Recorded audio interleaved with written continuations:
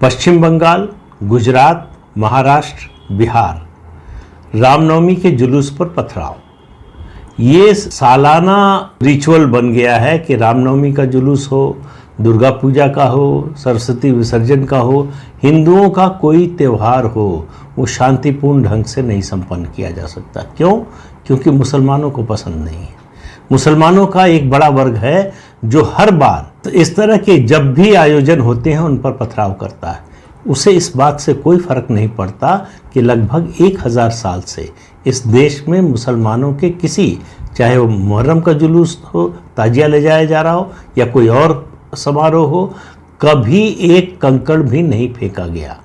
लेकिन हिंदुओं के त्यौहार पर नियोजित ढंग से पहले से तैयारी करके हमला होता है, पथराव किया जाता है। उसके अलावा अलग अलग तरीकों से जो है रोकने की कोशिश होती है।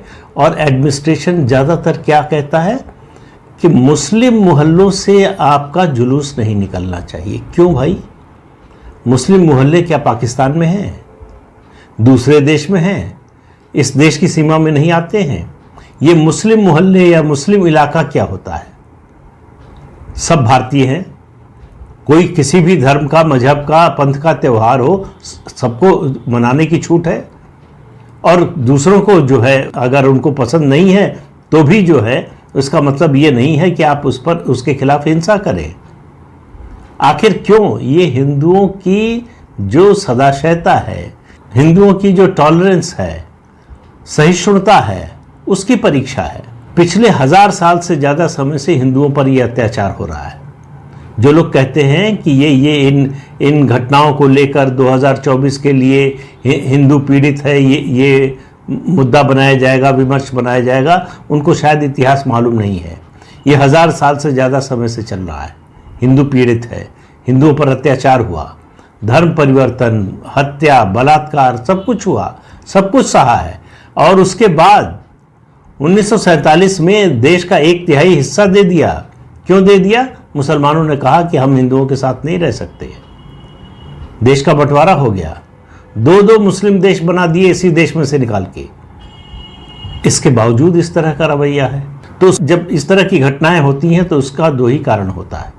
एक कि उस प्रदेश की जो सरकार है, राज्य सरकार है, उसका संरक्षण प्राप्त है ऐसे तत्वों को।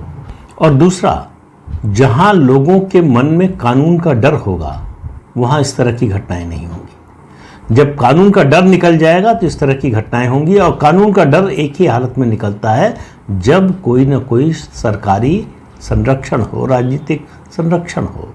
और वो दिखाई दे रहा है। जिस तरह से ये घटनाएं प्रायोजित तरीके से की जा रही हैं, उससे पता चल रहा है कि सरकारों की नाकामी और कुछ तत्वों का बढ़ा हुआ मन। इसके ठीक बरक्स देख लीजिए उत्तर प्रदेश को।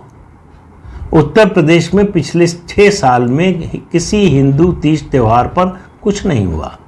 क्यों नहीं हुआ? डर। किस चीज़ का डर? कानून का डर।